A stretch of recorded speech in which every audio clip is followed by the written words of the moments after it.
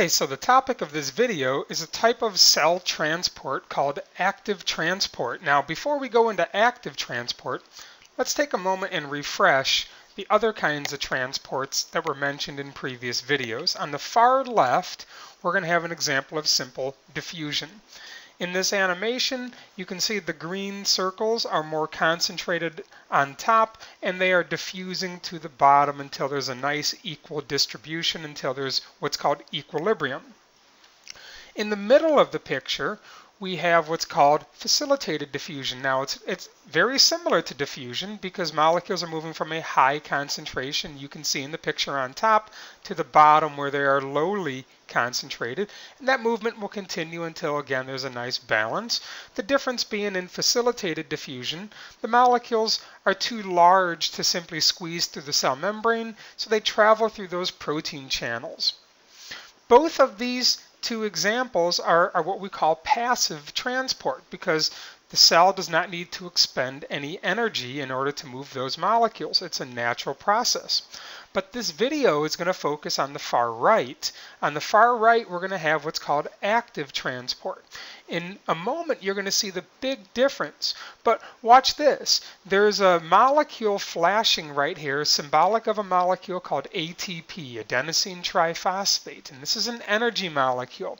And with the help of this energy molecule called ATP, during active transport, molecules will be moved from where they are lowly concentrated to where they are highly concentrated. So it's really just the opposite of passive transport. So let's go ahead and go into the details now. So if you've seen my previous videos on passive transport, we had a kayaker that was in a river, but the kayaker was facing the direction that the current was traveling. Well, in this case, the kayaker is opposite of the current. So does this kayaker need to spend his energy in order to move? Of course, I'm sure you would know the answer would be yes. This kayaker is going to have to, use the paddle and put a lot of energy, a lot of muscle to fight the flow of the water. And so active transport is kind of like a kayaker going upstream. So with active transport, molecules move against the normal process of diffusion. Molecules are moving from a low concentration to a high concentration. They're moving not down the concentration gradient, but they're moving up the concentration gradient. And if you kind of imagine an analogy, like for instance, moving uphill, pedaling a bicycle uphill, that's going to require some energy. So in active transport, energy is required. In my animation, you can see that brown circle is trapped inside of that protein channel that's embedded within the cell membrane. So what's going to happen is a molecule of ATP, adenosine triphosphate, is going to reconfigure and reshape that protein channel. So with the release of energy, the protein channel will change shape. That will allow that brown circle to pass to the other side of the cell membrane. Notice how the protein channel then went back to its original shape, and this process would then repeat with another input of ATP. And so active transport acts like a pump. It's a way for molecules and ions to be pumped either into the cell or out of the cell, depending on where they're needed. But if you think about a pump, any kind of pump, like a bicycle pump, if you want to pump up your bicycle tire, if you want to pump up a soccer ball, you need to input some energy in order for a pump to work. In the world of cells, energy comes in the form of a molecule called adenosine triphosphate, ATP. So here's a great example of a cell with a pump. In this case, it's called a contractile vacuole. This is an organism by the name of Paramecium. It's very small, microscopic. You need a microscope to see it. It lives in pond water. And Paramecia, they live in watery environments. The problem, because they live in watery environments, the problem is the cell could actually overinflate with water. If too much water enters the paramecium by simple diffusion, the cell could burst and the paramecium could die. So the contractile vacuole, you can see the black box highlighting the contractile vacuole in this picture. The contractile vacuole contracts. And every time it contracts, it'll squirt out some of the excess water that is inside of the cell, prevents the cell from bursting. You know, for those of you who might be familiar with boats, boats have what's called a bilge on them. In case a boat ever springs a leak and ocean water comes rushing into the boat, a bilge will turn on and pump out the water to hopefully keep you afloat long enough either to reach the shore or for help to come and get you. So this picture, by the way, I took this from the Coast Guard website. And for those of you who are into boating, I hope that these are good safety tips here for you when you consider your bilge on your boat. But let's come back to the paramecium here. Let's zoom on in and take a look at this process. So here we have a paramecium and it's sitting in water, and like the notes say, water simply diffuses into the paramecium from a high concentration to a low concentration. You can see the black dots are representing water molecules, and they're diffusing in. The problem is this paramecium could eventually burst. Like a balloon inflated with too much air, this paramecium could burst. So to prevent from bursting, the paramecium has what's called a contractile vacuole. In the animation, you can see the contractile vacuole is pumping.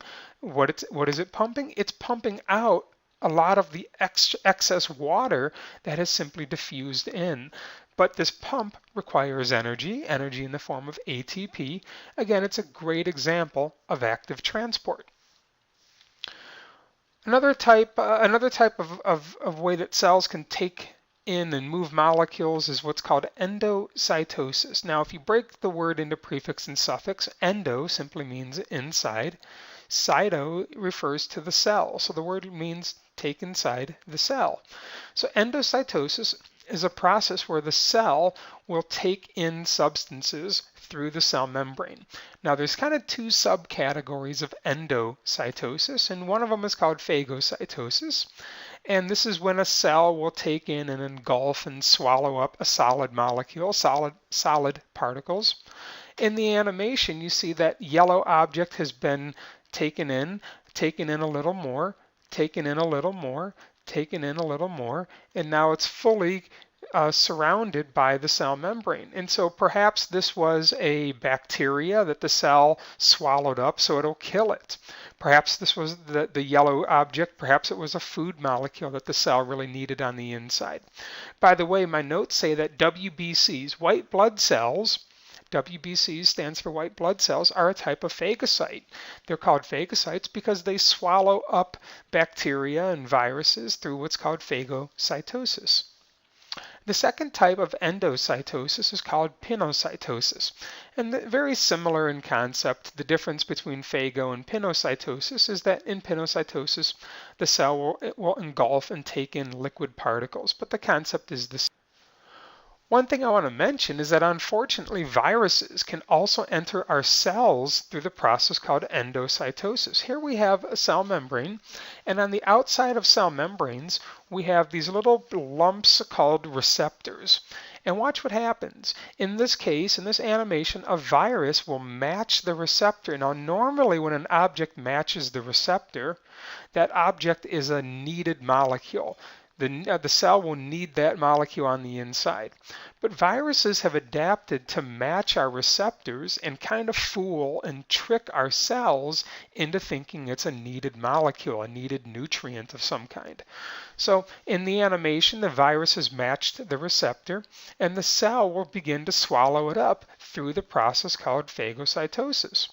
And ultimately, now that the virus has been swallowed up by phagocytosis, the virus can then release its DNA or its RNA into the host cell and ultimately can begin the destruction of that particular cell.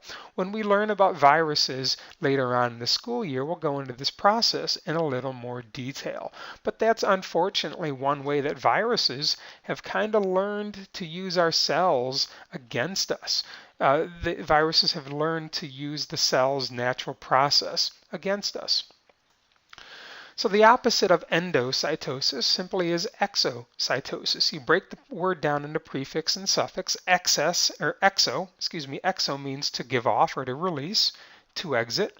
Cyto simply means the cell. So the word literally means exit from the cell.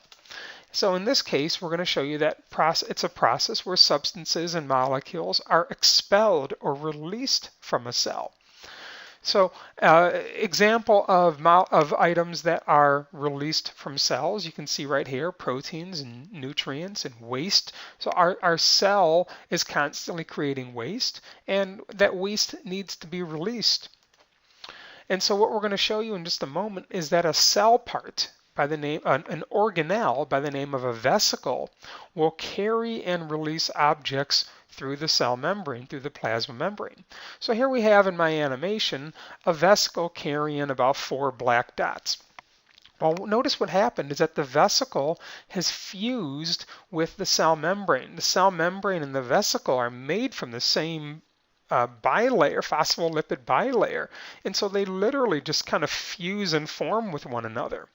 And as the process continues, the vesicle slowly is taken into the cell membrane, and eventually the black dots are released. Those objects are released from the inside of the cell to the outside of the cell. So there you go. There's a real quick video on active transport. Notice the big difference, again, is that it requires the input of ATP energy.